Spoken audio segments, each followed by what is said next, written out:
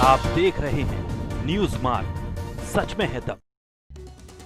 उत्तर प्रदेश के मुजफ्फरनगर में लापरवाही के चलते ठंड से दिव्यांग की मौत हो गई। रैन बसेरा होने के बाद भी ठंड से दिव्यांग की मौत हो गई, जिसके बाद हड़कंप मच गया। भीख मांगकर दरअसल ये दिव्यांग गुजारा करता था। शाम के वक्त कस्बे बड़ौद के रोड पर आकर रुका था। दुकान खोलने आए स्थानीय दुकानदारों ने दिव्यांग की मृत्यु होने की पुलिस को सूचना दी। मौके पर पहुंचे जमीयत उलेमा हिंद के पदाधिकारी और पुलिस मौके पर पहुंचे। पुलिस ने शव को जमीयत उलेमा हिंद के कार्यकर्ताओं को सौंपा। बड़ौद के शहीद प्रदीप द्वारा गेट पर दिव्यांग की मृत अवस्था में लाश मिलने के बाद बुढ़ाना कोतवाली का ये मामला है। हमें ऐसा लग रहा है कि जैसे ठंड की वजह से लौटने की कोशिश करी कौन लेकर गया डेढ़ बजे? मौलाना लोग।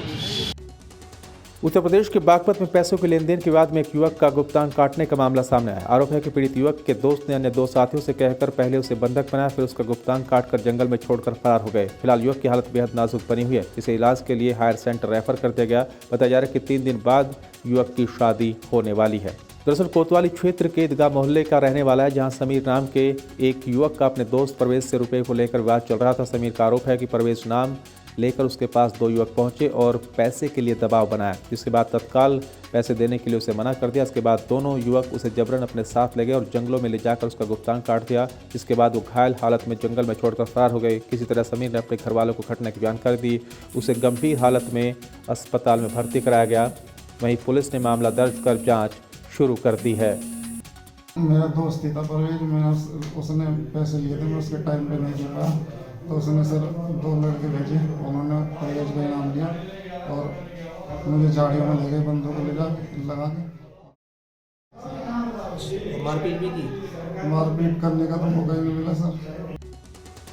बागपत जिले के बड़ौद नगर के बिनोई रोड पर मीरपुर अजवाही की पटरी के पास बारात की चढ़ाई के दौरान बाइक सवार बदमाशों ने दूल्हे के चाचा से जेवरात से भरा बैग लूट लिया। इस बैग में करीब 1.5 लाख रुपए की नकदी भी थी। पुलिस ने बदमाशों की तलाश शुरू कर दी है। बड़ौद के मुद्दसील धर्मशाला में हरियाणा के सोनीपत से गुरुवार को मेषा सैनी पुत्र राजेंद्र सैनी की बारात आई थी। शाम के वक्त बारात की चढ़त हो रही थी। इसी दौरान बाइक सवार बदमाशों ने दूल्हे के चाचा आजाद सैनी से 1.5 लाख रुपये और सोने के जेवर का बैग छीन लिया और फरार हो गए। उधर पीड़ित पक्ष का आरोप है कि सूचना के बाद भी पुलिस काफी देर से मौके पर पहुंची। पीड़ित ने अज्ञात बदमाशों के खिलाफ तहरीर दी है। सर सोनीपत से बारात लेके आए हुए थे, यहाँ पे लड़के की शादी थी। हम यहाँ पे लड़की की बारात लेके आए हुए थे लड़के के घर में, और बारात में चल रहे थे। मैं और मेरे साथ कुछ दोस्त भाई थे, वो ट्रैफिक क्लियर करवा रहे थे। 2 लड़के थे, ब्लैक कलर की स्प्लेंडर थी और सावले से रंग के थे, सेम हाइट थी। चोट का यहाँ पे निशान भी था इस तरफ। मुख्यमंत्री योगी आदित्यनाथ महाराणा प्रताप शिक्षक परिषद संस्थापक सप्ताह समारोह के उद्घाटन कार्यक्रम में शिरकत करने के लिए पहुंचे। मुख्यमंत्री योगी आदित्यनाथ महाराणा प्रताप शिक्षा परिषद के 28वें संस्थापक सप्ताह समारोह और शोभा यात्रा की अध्यक्षता कर रहे थे। महाराणा प्रताप शिक्षा परिषद के संस्थापक सप्ताह समारोह कार्यक्रम में मुख्य अतिथि के रूप में chief of defence staff Bharat general Bipin Rawat भी मौजूद रहे। महाराणा प्रताप शिक्षा परिषद संस्थापक सप्ताह समारोह 4 दिसंबर से शुरू होकर 10 दिसंबर तक मनाया जाएगा। हमीरपुर जिले में सरकारी नलकूप की मोटर खराब होने से किसान परेशान हैं। सूख रही फसलों और पलेवा के लिए किसानों को भारी जद्दोजहद करनी पड़ रही है। 1 माह से अधिकारियों के चक्कर काटने को मजबूर किसान हैं। परेशान किसानों ने जिलाधिकारी से ट्यूबवेल की मोटर सही करवाने के लिए गुहार लगाई है। जिलाधिकारी ने 24 घंटे में ट्यूबवेल सही कराने के लिए आश्वासन दिया। सदर तहसील क्षेत्र के रानीगंज मौजे का ये मामला है। बनने के लिए अभी तक मोटर नहीं बन पाई है। अधिकारियों इनके पास जाते हैं, ये कभी बोलते हैं कि उससे बात करो, कभी बड़े साहब से बात करो, कभी छोटे साहब से बात करो। हम लोग आए हैं यहाँ डीएम साहब के पास, एप्लीकेशन दिया हुआ है यहाँ पे। वो बोलते हैं कि 24 घंटे के अंदर आपकी समस्या समाधान होगी। किस चीज़ की मोटर खराब है, क्या दिक्कत? ट्यूबवेल की है, 248 नंबर ट्यूबवेल है। शामली नगर के मेरठ करनाल मार्ग पर बाइक पर सवार होकर अपनी भाभी और 5 वर्षीय भतीजे को वापस लेकर लौट रहे बाइक सवार ट्रक की चपेट में आ गई, जिसमें मां बेटे की दर्दनाक मौत हो गई, जबकि बाइक चला रहा युवक गंभीर रूप से घायल हो गया।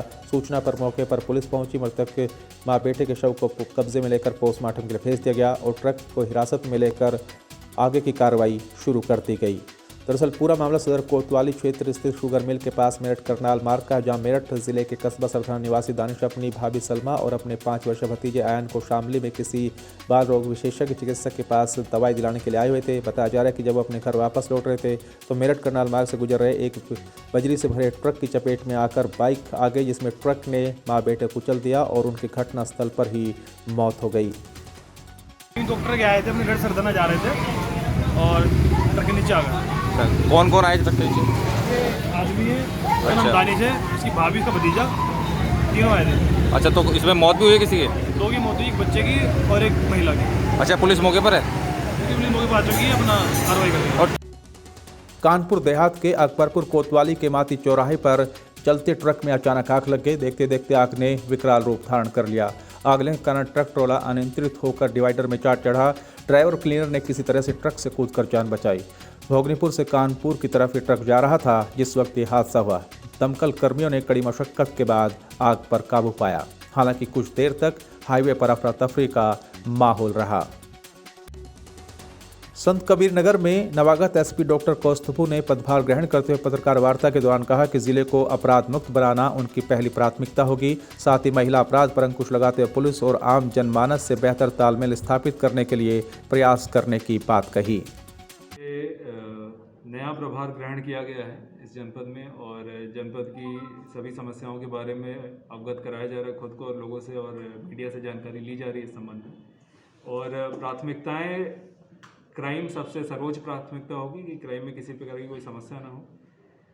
दूसरी प्राथमिकता होगी जन सुनवाई, ताकि लोगों को किसी प्रकार से भागना ना पड़े। हमारा बड़ा जनपद है तो जो देहात के लोग हैं उनकी सुनवाई स्थानीय स्तर पे हो पाए, इसके लिए पूरी तरह से प्रयास किया जा रहा है अपने आप।